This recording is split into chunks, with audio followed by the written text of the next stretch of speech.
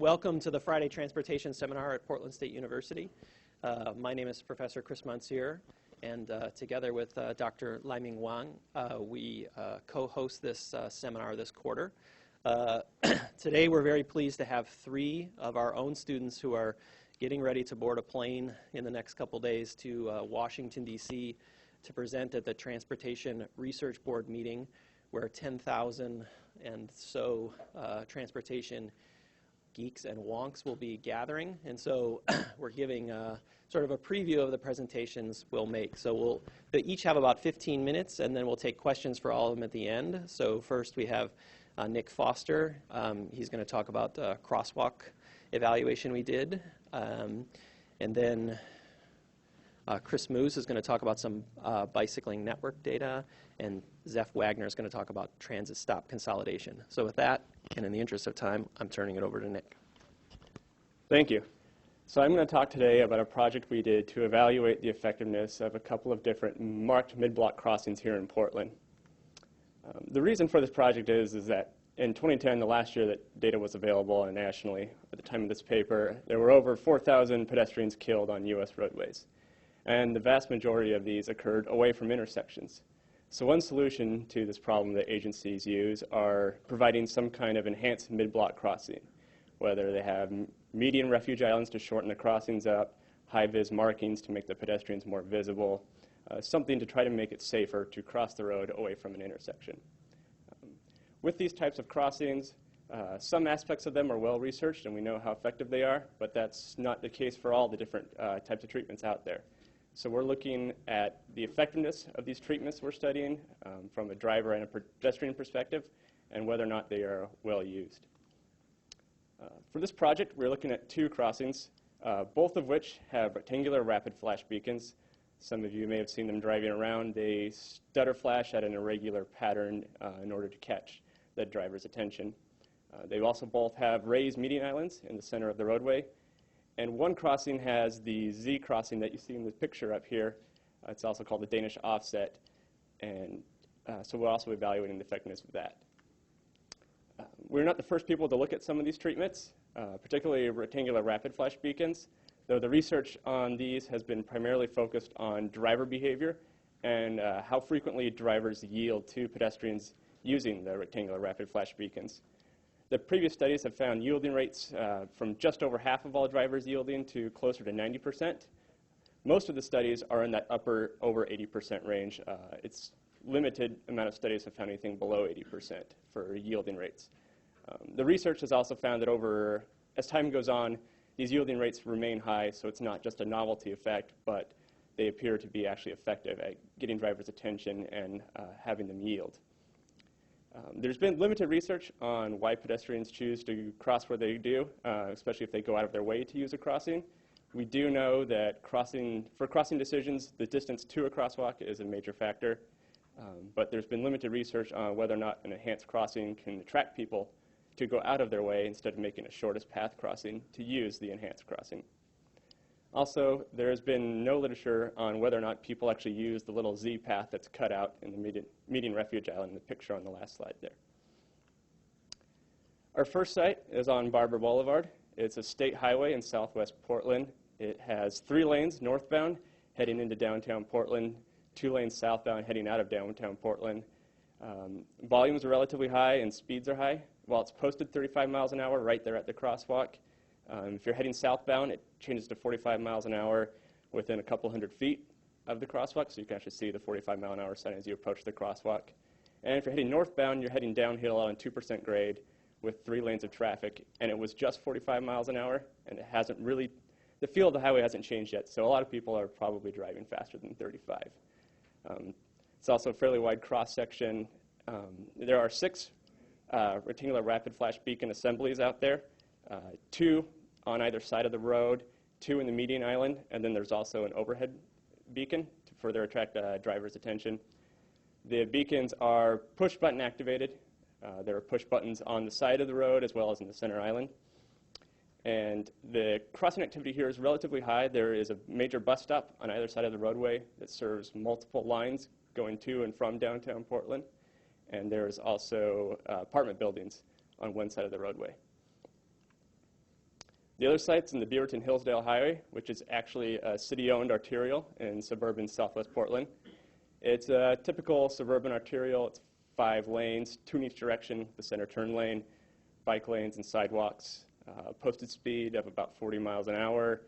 Volumes are a little bit lower, and people seem to be driving about the speed limit out there. There are bus stops on either side of the road. They are well used for bus serving downtown Portland. There's also a lot of apartments and a residential day and healthcare facility on one side as well. So you have a lot of crossing activity in the area between the healthcare facility, the apartments, and the bus stops. This site here has 4 assemblies, 2 in the center and 1 on either side. So that's 2 less than the last site, but speeds and volumes are a little slower here. So for our data collection for our study, we collected about 30 hours of video at each site. We hung cameras up high enough that we could see the crossing, as well as up and downstream on the roads to see if drivers were yielding. And we recorded a number of different actions that occurred for each crossing, including drivers yielding or not yielding, whether there was any emergency avoidance maneuvers on the part of a driver or bicyclist or pedestrian, whether the pedestrians actually pushed the button to activate the flashing beacons, and whether the pedestrians, for the Beaverton-Hillsdale Highway site, whether or not they used that Z cutout path in the middle of the crossing. So on to the results here. This graph shows the driver yielding rates by the stage of crossing and whether or not the beacons were activated. So what you see here is stage 1 is from the curb to the center island, and stage 2 of the crossing is the pedestrians in the center island and they're crossing to the far side of the road. So they've already made 1/2 of their crossing. And then we have the overall yielding rates. And the tan bars show you the yielding rates when the pedestrians don't use the rapid flash beacons, and the green bars show you what happens when they do use the rapid flash beacons. And so what you can see here is that overall the yielding rates are much higher when the beacons are activated. It's a little over 90% at both sides, 91 to 92%. And the rates are much higher for the second stage of the crossing. So when the pedestrian's already out there into the middle of the roadway, the drivers on that second stage are more likely to yield than the drivers in that first stage. Another interesting finding was the overall yield rate, so the bottom tan bar there, for the Beaverton-Hillsdale Highway, when the rectangular rapid flash beacon was not activated, is about the same as the yield rate you see at other high visibility crossings. So the beacon does appear to be making up that big 45% difference in the yielding rates. And looking at other studies, our study here is on the bottom, and the other studies are shown above it. You'll see that our study is pretty comparable to the rates found in other studies. The SureBut study here, shown in the bottom 2 bars there, had about 22 sites in Florida, Illinois, and DC, and went over 2 years period. So it's a pretty reliable study, and you'll see our rates are a little bit higher, but they're pretty comparable. Similar to studies that ODOT has done in Bend and other parts of Western Oregon. And then the Western Michigan study has a little bit lower rates, although it found lower rates for other treatments than was found in other studies as well. So there may be some site differences there, or methodology differences. And then the top one I leave in there, even though it's a little different, was on a multi-use trail. And it's mostly bicyclist crossing. And what they found is that bicyclists typically don't use the beacon. And so when they're not using the beacon, people aren't yielding as often. So it has a lower rate. As far as whether or not pedestrians use it, most of the time they do. The yielding rates are pretty comparable between the 2 sites, although they are higher on Barbur Boulevard, which is the wider, faster crossing. It's a little more intimidating to go across it, so it's not a surprise that people use it more often. We also found that the pedestrians are much more likely to use the beacons if they see cars coming. If there are no vehicles upstream or downstream that they could see, they are still likely to use it over half the time, but they're less likely than they are if there are cars coming. And these rates are a little bit higher than what some other studies have found, but they are comparable to what ODOT has found at the other sites. Now, at the Beaverton-Hillsdale Highway location, we also wanted to see, are people diverting to this crossing? Because what happens here is you've got 2 bus stops on the other side of the crossing, and the apartments as well, and another street. So a lot of people, to use this crossing, would have to go out of their way in order to use it. So we looked at whether or not they walked by it, or where they crossed at. What we found is that of all crossings within the area, almost 3/4 of them took place at the actual crosswalk. Another 15% took place at Southwest 62nd Avenue, which by Oregon law is also a legal crosswalk. And then the other 15% were people crossing in between one of the two crosswalks, typically trying to go make the shortest path crossing between the bus stop and their apartment or somewhere else. It was pretty rare that someone who crossed away from one of the two crosswalks then walked by the crosswalk later. They were typically just making a shortcut. And then we also found that over half the crossings at the crosswalk were people walking out of their way to get to the crosswalk. Commonly, they were coming or going from the apartments to the north there, and this bus stop to the south. So they would walk out of one of the driveways, or they'd walk out from further off to the west, walk past where they could have made the shortest crossing, cross at the crosswalk, and then go back to the bus stop, or vice versa. They also did come from the other way, cross, and then go back the direction they came, although this was a little less likely to happen. There's just not as many attractions on the east side of the crosswalk. We were also able to see from the southbound side whether people walked past Southwest 62nd Avenue to use the crosswalk. So they were bypassing a legal crossing to use this crosswalk. And what we found was that over half the people that came from to the west of 62nd Avenue would then go past where they could have made a crosswalk, past the bus stop they were trying to get to, and they would use the crosswalk and then walk back. And the other 44% just crossed at 62nd Avenue and got to the bus stop. As for the Z crossing, the little cutout there in the picture, we found that it was used just over half the time. This could be a symptom of the fact that drivers were typically stopped by the time the pedestrian reached the median island on the other side, and so there wasn't a real incentive to walk through the whole thing when you could step over the little 4-inch curve and keep going. So, for the other things we looked at, we found a couple of incidences of hard braking, only 2. And in one case, the driver probably actually didn't need to stop for the pedestrian. He was pretty close to the crosswalk when the pedestrian activated the beacon, but chose to slam on the brakes anyway. So it wasn't a lack of inattention, it was probably a lack of too much attention. And then with pedestrians being stranded in the center island, we found that occurred only once when the RFB was activated, so less than 0.5% of the time. But when the RFB was not activated, 15% of the time the pedestrian got stuck in the middle waiting for cars to stop. We also found that pedestrians generally didn't have to wait long to cross at either location, despite the high traffic volumes. The longest anyone had to wait was about 20 seconds, and that was at a crossing when they did not activate the beacon. For crossings when they did activate the beacon, all but one of them were under 15 seconds, which is the threshold for a level of service C in the highway capacity manual for a crossing. So all the crossings were pretty much at their level of service A or B, so pretty minimal delay.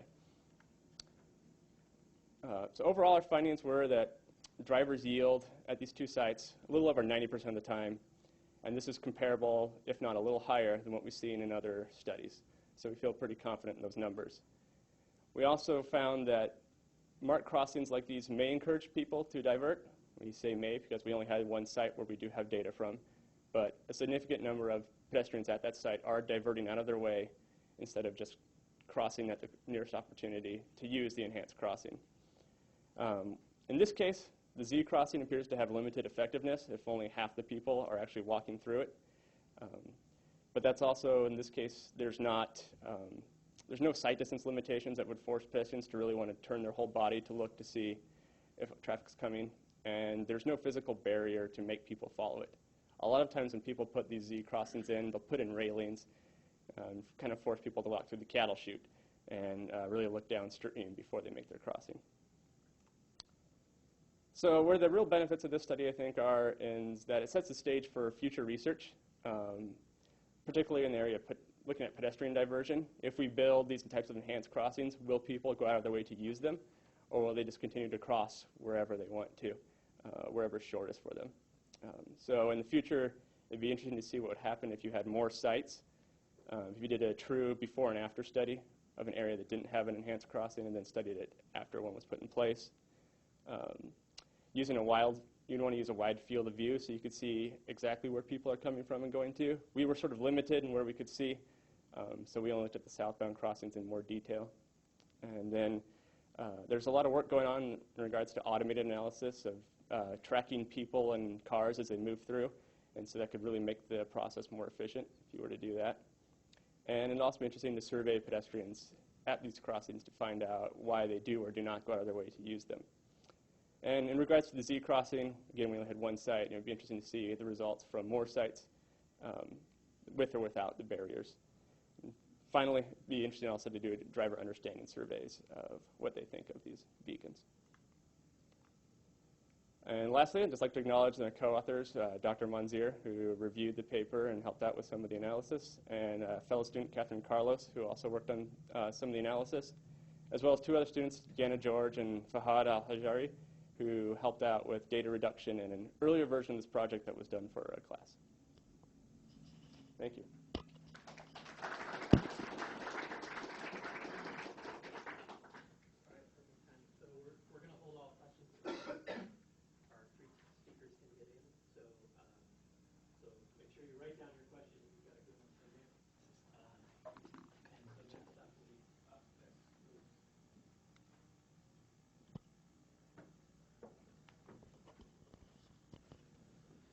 Okay, good afternoon, everyone. My name is Chris Muhs, and I'm presenting on a TRB paper that I wrote with Dr. Kelly Clifton, and the title is Bicycling is Different, so that's some foreshadowing for you for what the results are.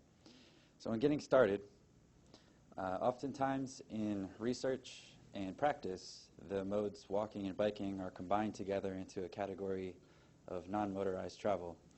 And what we don't know is if this is justified empirically.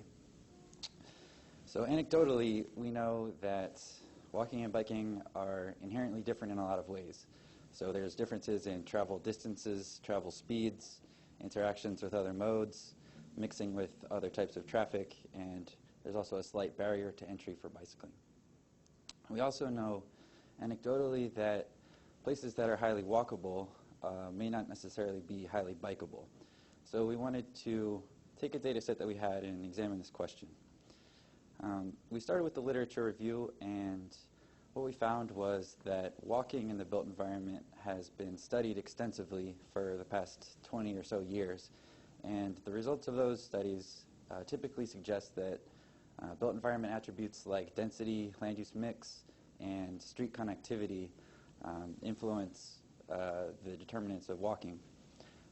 There's less research that specifically examines bicycling, and there are a decent amount of discrete choice studies that combine walking and biking together into a single alternative.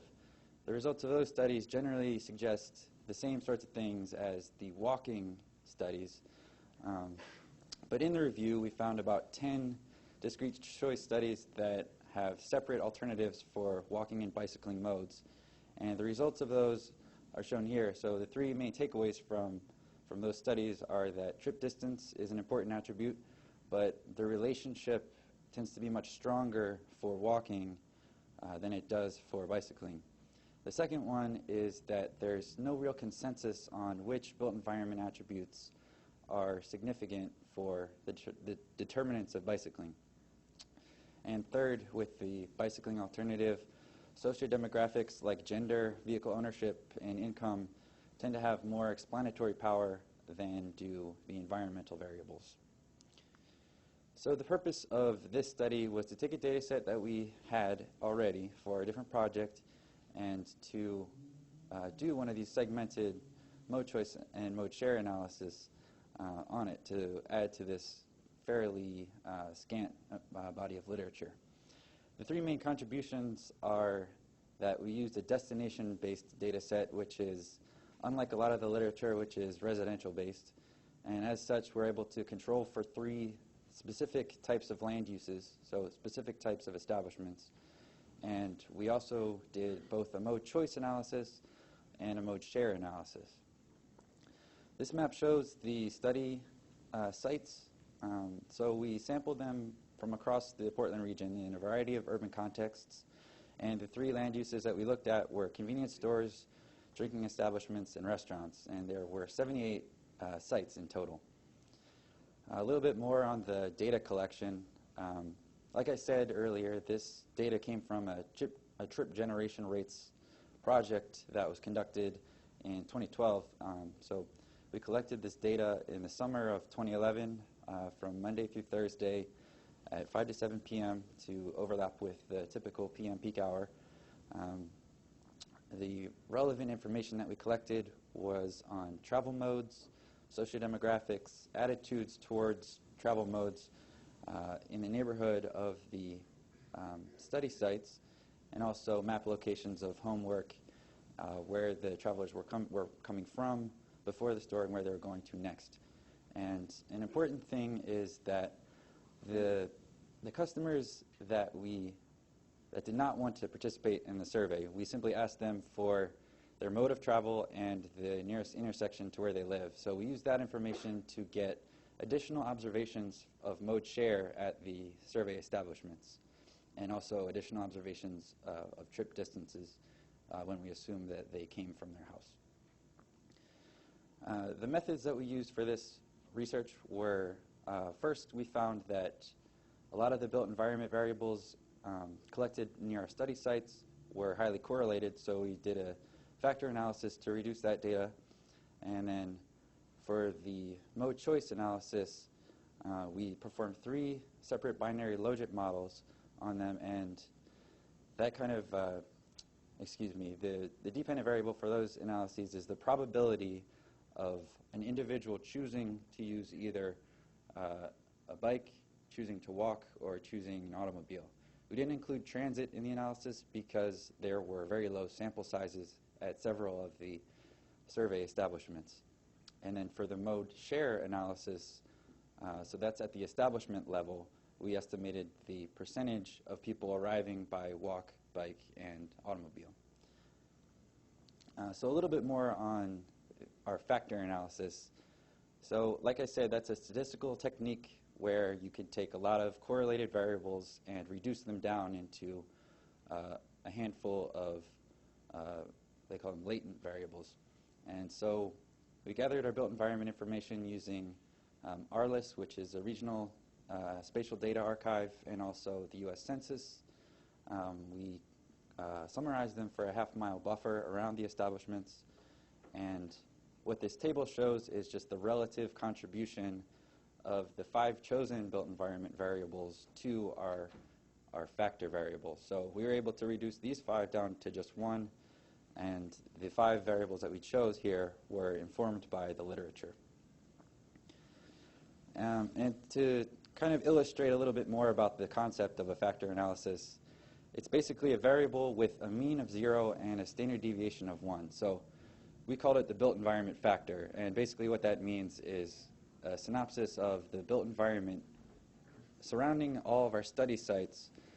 But the confusing thing is that it's a relative measure. So it's one variable, but it's all relative to the study sites in our sample. So if you calculated a built environment factor the way we did in another city, say, it's going to depend on what types of built environment characteristics and like the variations within that there are in that other place. So these photos are examples from a study site that had a built environment factor that was close to -1. So that's 1 standard deviation below what the average built environment was in our sample. So what we're looking at is that there's some transit and bicycling infrastructure, but it's still pretty automobile oriented. This site is a built environment factor with a value close to 0, so about the mean of what we had in our sample. And what we see is that the densities are a little bit higher. There is actually a bike boulevard a block away from this site. And then looking at a built environment factor closer to a +1, there's streetcar infrastructure, higher density still, and in general higher activity. So in presenting the results of the mode choice analyses, I just wanted to present the key results. So we controlled for sociodemographics, trip characteristics, attitudes, and built environment characteristics, but the key takeaways are shown here.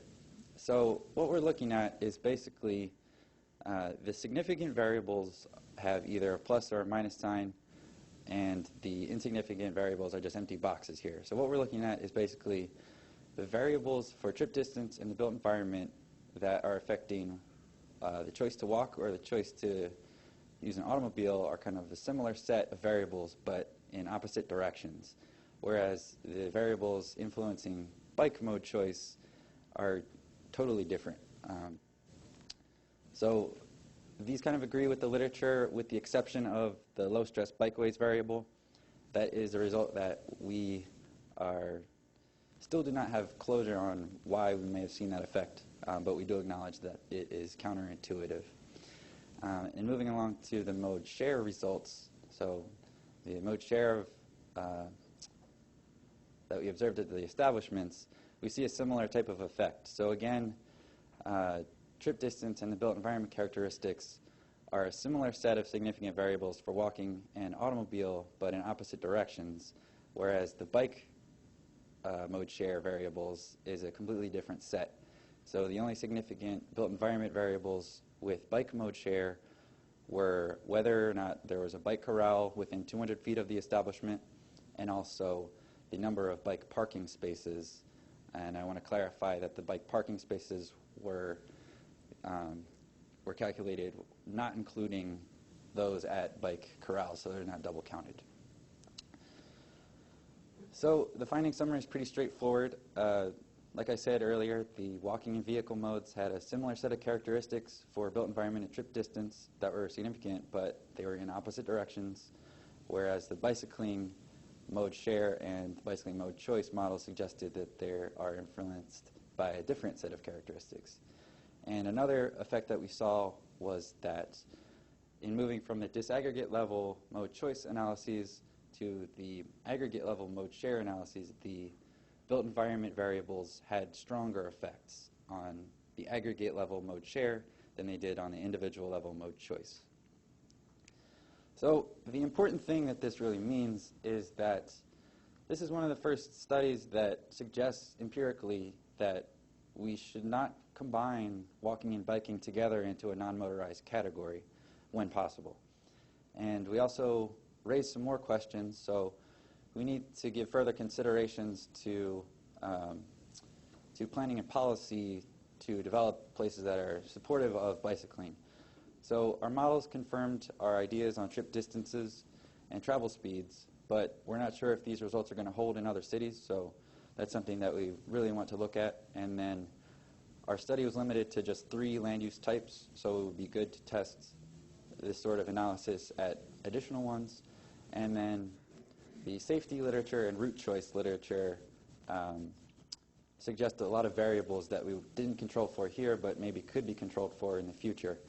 So by that I mean the level of separation from traffic. So we just have low stress bikeways, and we also tested a lot of other fairly straightforward bike infrastructure variables, but it might be good to quantify how much separation there is from vehicle traffic. We also know from the route choice literature that cyclists don't like a lot of starts and stops. So the amount of stop signs or traffic signals that they encounter along the route might be good to study. And then we also acknowledge that this study is limited in that we only are looking at the built environment characteristics at the destination of the trip. But we know that the characteristics at the origin and along the route probably are very important as well. So that's the conclusion of my study, and the paper number is here. You can email me if you are interested in reading it. It has the full details and regression output, should that be of interest. Thank you.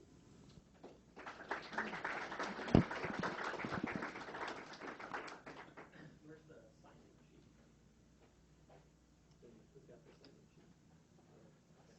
Our last presenter is Actuation. Then we'll have time for questions. Hi, I'm Zeph Wagner. I'm presenting a paper that I wrote with Dr. Bertini in the engineering department last year while I was finishing up my master's in urban planning here at PSU. And it's called a benefit cost evaluation method for transit stop removal. I'm going to go over a little introduction on stop spacing so people kind of understand the issues inherent in it. Go over some of my research and the methodology of creating this, this method that planners could use to evaluate stop spacing, and go into a sort of test case that I did on a bus route in Portland, and then go over some next steps for future research. So I think this really captures the inherent difficulty of stop spacing, is that I think this is how a lot of people feel about stop spacing. When riders are surveyed for whether they think there should be fewer bus stops on their bus line, they overwhelmingly agree. The majority of people think there should be fewer stops because it slows them down, and they can feel that, and it gets a very strong feeling. But nobody really wants their stop to be taken away. Everybody wants somebody else to bear the burden of it, and so there's a real trade-off here, and I think this is what interests me about this issue. It's very difficult, and there's just a lot of trade-offs in how wide apart you have your stops. So wider spacing is usually associated with if you value having more ridership. It's going to attract a lot more people to have faster service. You're going to have higher speed, lower travel times for commuters or people just running errands, and you're going to have a lot more reliability because every stop is an opportunity to have the schedule variable, because there's always going to be, don't know what's going to happen at the stops. Whereas closer spacing is really all about access and coverage and proximity, and I use these different words, but really they're all kind of the same thing. If the reason you would have close stop spacing is to really get the stops closer to people, and so it's all about access, but there is that trade-off to think about. There's also an issue of coverage. If we zoom in on coverage, you can see that if you have the stops too close together, you essentially have redundant areas. You have coverage areas where somebody's close to two stops, and you're kind of maybe wasting some space there. Whereas if your stops are too wide, you're going to have higher coverage gaps. So there's a balance there. And just so people know kind of what the reality is, when I looked at the standards that most transit agencies use, most of them call for about quarter-mile spacing on local stop bus service. And that's very comparable to what you find in Europe and really most of the rest of the world. Is closer to a quarter mile. But in the U.S., the practice of stop spacing it's more like 1/8 of a mile or 1/10 of a mile, which in Portland is about a couple blocks. And you'll notice a lot of the Portland bus lines stop every 2 or 3 Portland blocks, which are pretty short blocks. And so a lot of times you can just see it in the next stop a stone's throw away. And so I was interested in this question of why is the practice not lining up with the standards? And I think it's because it's very difficult to remove stops. And so planners need tools, data-driven tools, to actually show the public where they can remove stops and where that would have a benefit, because otherwise people are just going to focus on how they're maybe losing something and not seeing what they could gain. So I looked into the existing research on the topic, and there's a lot of research on stop spacing. But I found that most of the existing research was looking at a whole line-level approach. There's several papers that kind of look at an entire bus line. They can determine the optimal stop spacing using an algorithm. And some of them even get down into where the optimal stop locations would be. And that's very good to tell planners what lines maybe need wider spacing. But really, at the end of the day, you have to decide on certain stops to either remove or consolidate a couple stops into one. And that's where there's kind of a research need. There isn't a lot of research on how to evaluate that. So my goal was really to create a very easy tool that service planners could use just based on the information that they have to kind of figure out what stops would have the most benefit to remove. So my methodology was to basically create a normal benefit-cost ratio for each stop based on a rider perspective, not really taking into account the operating savings to the agency. It was partly to keep it simple, but also to keep it focused on what's the actual benefit to the riders, which could have more of an impact in making change happen. So this is a normal project evaluation method, if your benefit to cost ratio is more than 1 for removing the stop, then those are stops you'd want to think about removing, at least evaluate it.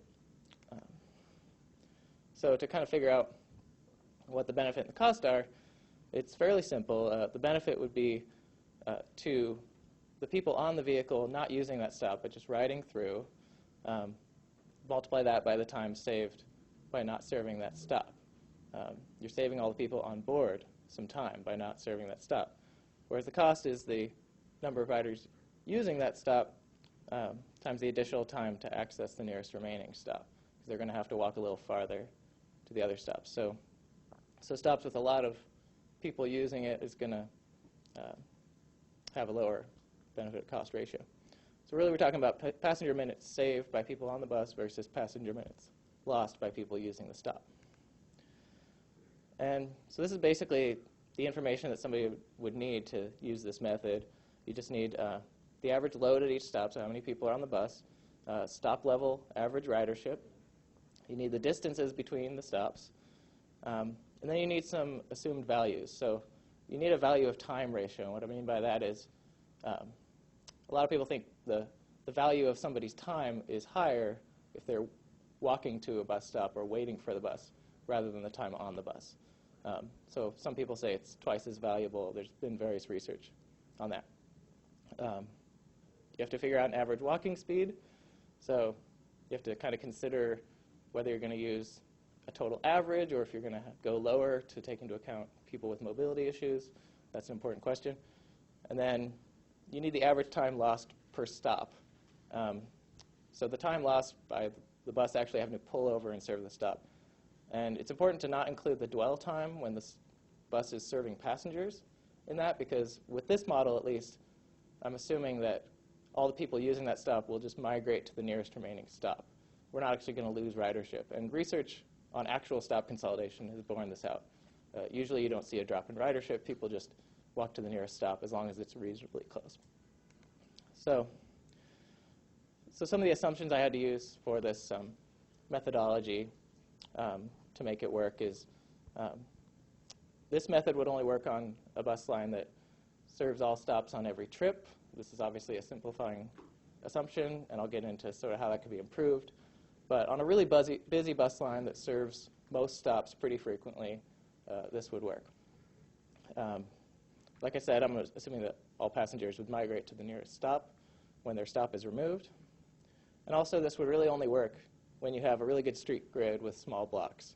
So you can see an example in blue is the actual walk shed around a station or a bus stop. And when you have a really fine grid of streets, you're going to cover a lot more area. And the way I calculated walking distance really relies on that. So this is an application kind of test case that I did on the Line 6 here in Portland. So this runs up and down MLK in Northeast Portland. It's a very busy bus line. So I chose it because it's very high ridership. It has very close stop spacing, even compared to other Portland bus lines, in this section. It's got a very nice street grid, so it fits with those assumptions I was making.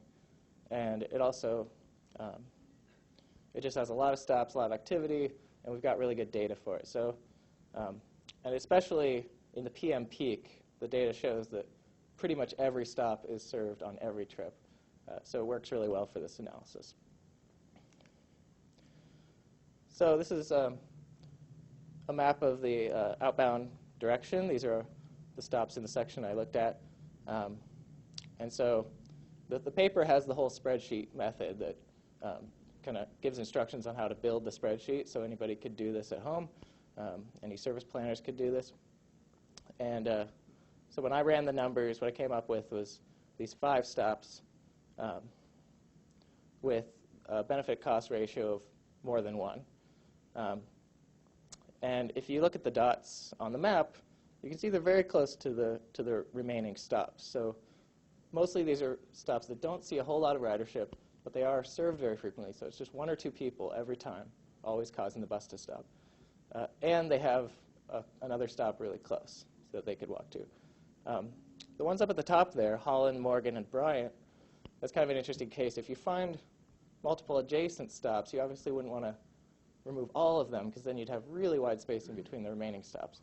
So in this case, Morgan's getting a bad score, but that's partly because Holland and Bryant are there. So I would say in this case, a planner would want to remove Holland and Bryant first, and maybe Morgan will score a lot higher when you reevaluate, maybe after a year, as people figure out their new pattern, because Morgan would be a pretty good distance, close to a quarter mile from Deacon and Lombard. So I also did a sensitivity analysis to try to figure out how dependent this was on the variables I was using. So if you look at this, the 2.5, 2, and 1.5 are the value of time ratios I was using. So I used 2 for my analysis. And then the t value is the time lost per stop.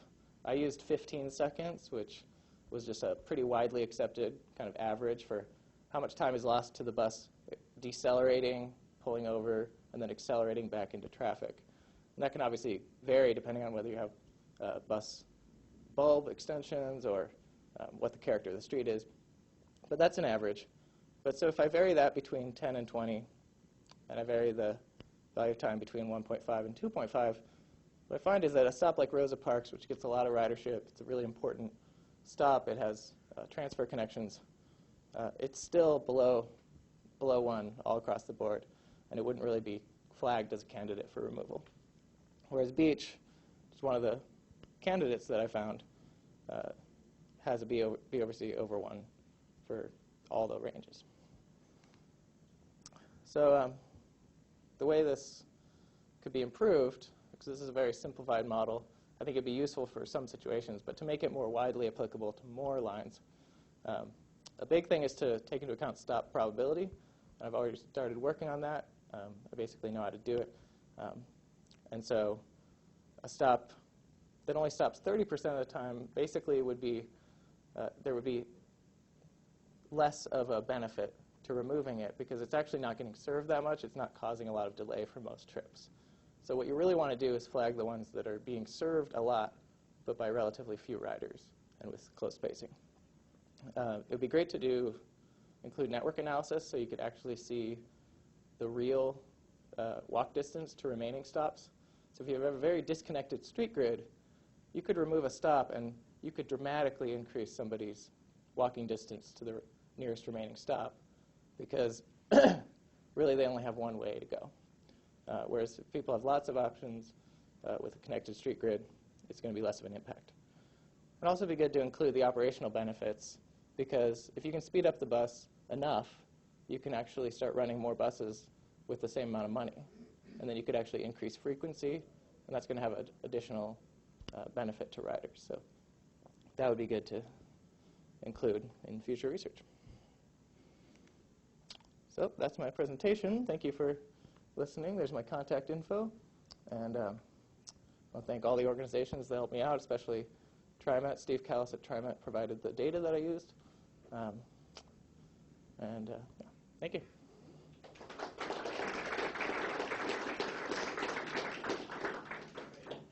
Great job, all three of you, on timing schedule. So students, if you're going to ask a question, until we get to sort of know your name, can you say your name before you ask the question? Why don't all three speakers come on up and grab the mic?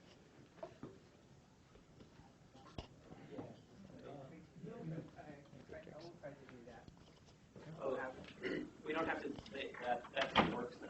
Oh, that's working. Yeah. So, okay, great. So, okay.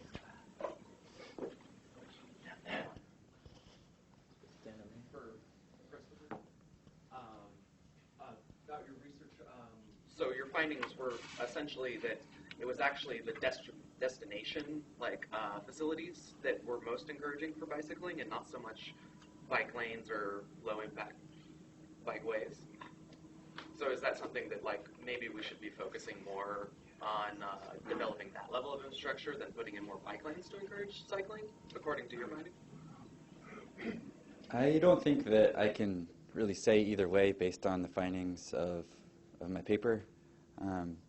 There's some other issues associated with measurement, for example. So what's typical in research is we measure the built environment at, say, a half-mile buffer.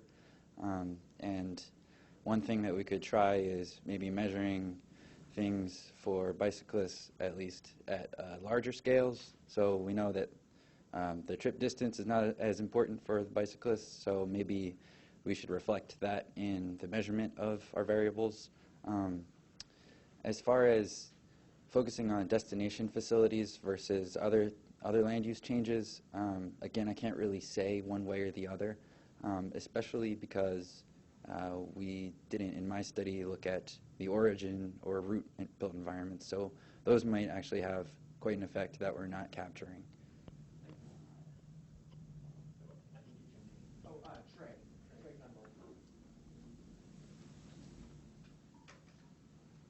Are we picking who's? Sure, yeah. I think blue shirt in the back, yeah. My question was for the first presenter. I was wondering what the benefits of the Z or the Danish offset crossing were, especially if stage 2 has higher yield rates. Why not just have it in a straight line so drivers can see who's crossing? Yeah, it's a good question. I realized about partway through the presentation I forgot to explain, for those who aren't familiar with those Z crossings, what the purpose is. The purpose of the Z crossing is that when you walk into it, it forces the pedestrian to walk and face the upstream traffic. So they actually have to look to see traffic coming. So that's the basic premise behind why they put them in place. As you cut on with the high yield rates, there's less of a need for that because they can see the cars stopped right there already when they're making a straight line crossing.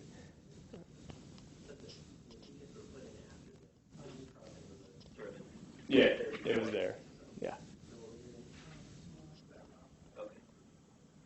Related to that question, for the Z crossings, is there like a beacon push button in the center as well, or just at the end? There are push buttons in the center at both crossings. But when you push the button on one of the ends, it activates the entire crossing for more than long enough to make the crossing. So a lot of people don't have to push the center buttons. Far back corner. Okay.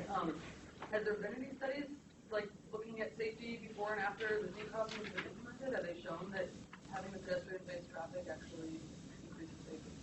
In my review of the literature, I only found one study that looked at it at all, and it was inconclusive, in large part because there was a whole bunch of other things that happened in the after period. So to isolate anything that happened to the Z, and they found that in the before period, people were already, when they stopped in the middle, looking both ways, and so that didn't change anything because 90% were already doing what the Z crossing was supposed to do. So no, there really hasn't been. Speak for the first person. The topology of Portland or other cities, that wasn't determined, or did you think about that possibly? A reason to bike or not bike versus walk or not walk? We did not test for that.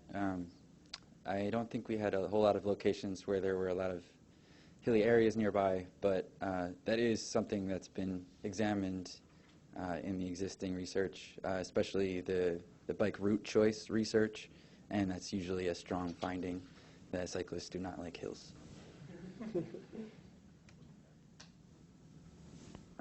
In the vest.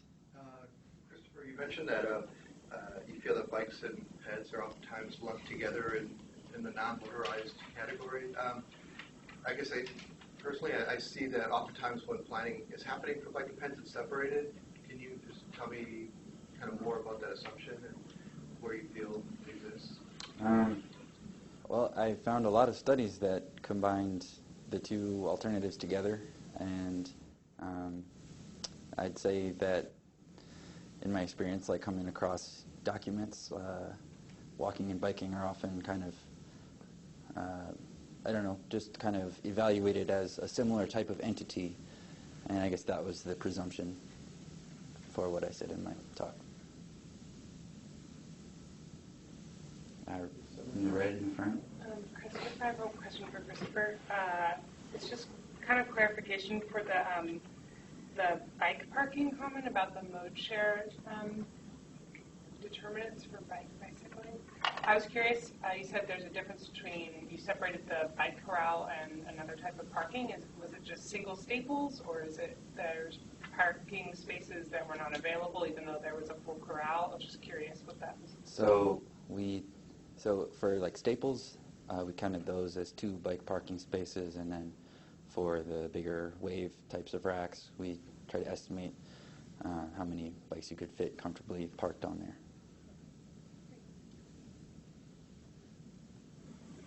In the back. Question for Zeph. I don't know if through your conversations how much you talked to TriMet about the consolidation. Was that something that they've looked into or interested in or have done in the past, or what are their feelings about? TriMet has done quite a bit of consolidation on a number of lines. You'll see a lot of lines where they used to have about every 2 blocks. Now they've gone to every 4 blocks. They've kind of removed the, oftentimes the stops that aren't crossing, aren't at a major arterial or another bus line crossing it.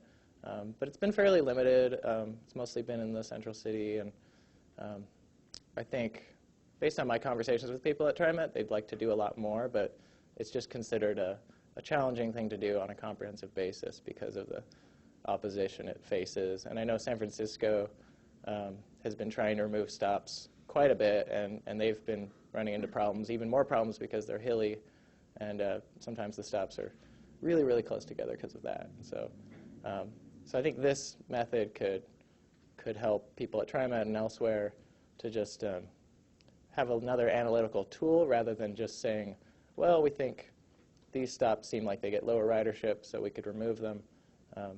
Sometimes removing the lowest ridership ones don't give you that much benefit. It just depends on all these factors.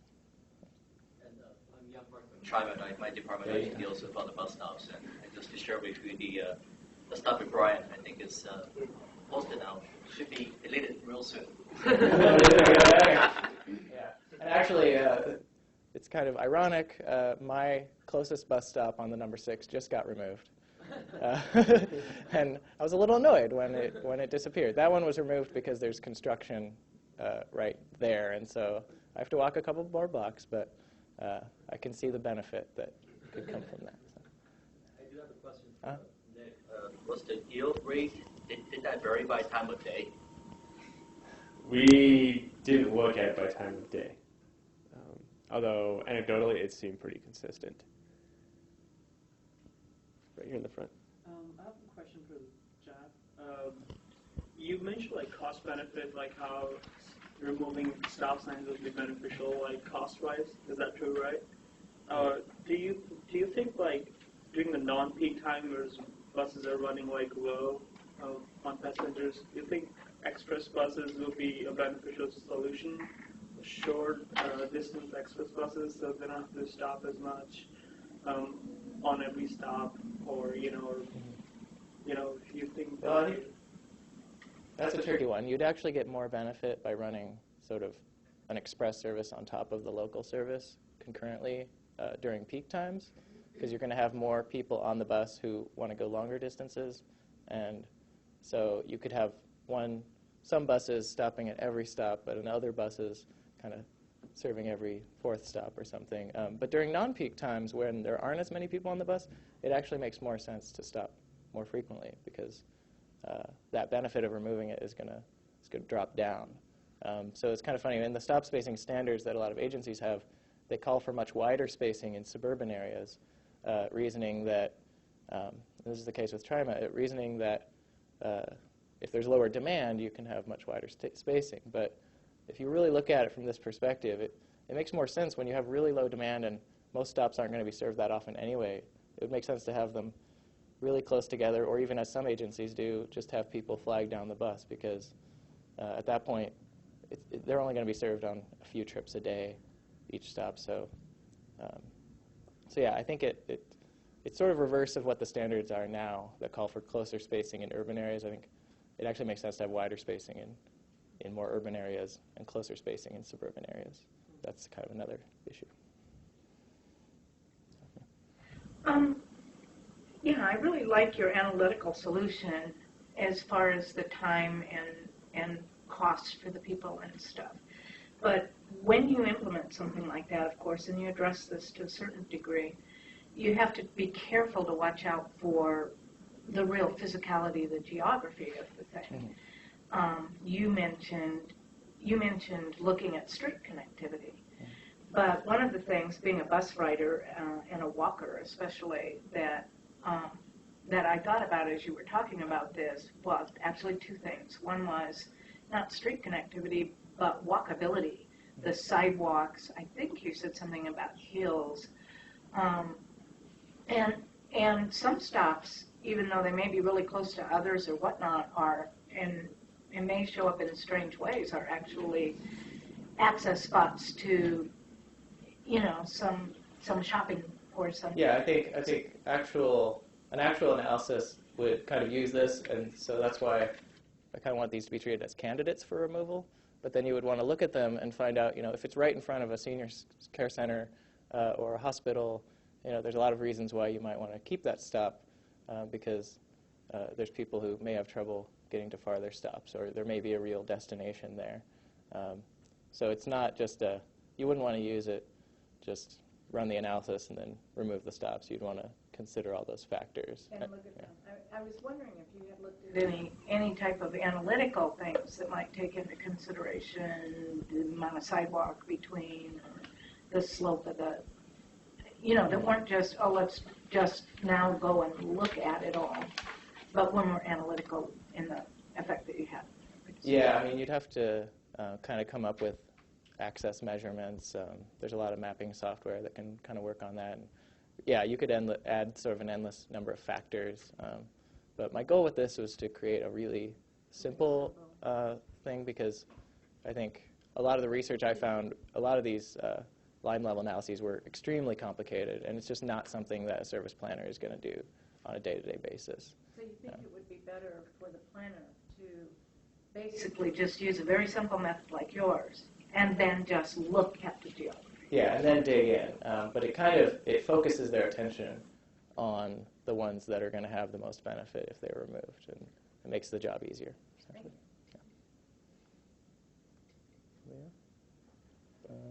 In the back corner? Yeah, is that for you? Just regarding, I've actually been thinking a lot about the issue of stop removal with regards to the max line. Just because, you know, in a transit time, if you're coming from, you know, outer Portland to inner Portland, it's, you know, almost 50-60% of your travel time is just going to be in this urban core. So it's really, in that sense, seems somewhat inefficient, but that's just my personal thing. I mean, could you use your methodology? Could you apply it to, you know, other forms of transit other than bus, or have you considered? Yeah, I haven't tried using it for rail, but I think it could. It's a little trickier because, you know, the boarding numbers for the downtown light rail stops are all going to be really, really high. And so this method might not work for that. But what you can do is sort of figure out that, you know, all those people boarding at Pioneer Square Station could probably walk 2 blocks to, you know, to the Pioneer Place station. And so, that was a decision that seemed to be primarily about serving specific destinations and businesses. And in retrospect, I think a lot of people admit that the downtown ones could have been a lot farther apart, because really it's a very walkable downtown. And in more walkable areas, it's kind of reasonable to expect people to walk a little farther. And also, when they originally built the line, they might not have anticipated how many people would be riding through, because the original line just ended downtown. And we could learn from that. If you look at the green line, you can see how there's 4 stops compared to the many more that we have in the green line. So yeah, they definitely learned from that. And you know, my dream for Portland is that someday they could add more tracks to have some express trains that could skip, you know, skip Lloyd Center or something. But it would require a lot of new tracks and funding.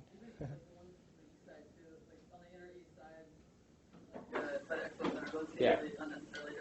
Yeah, very close. Okay. We're at 1 o'clock, so thank you.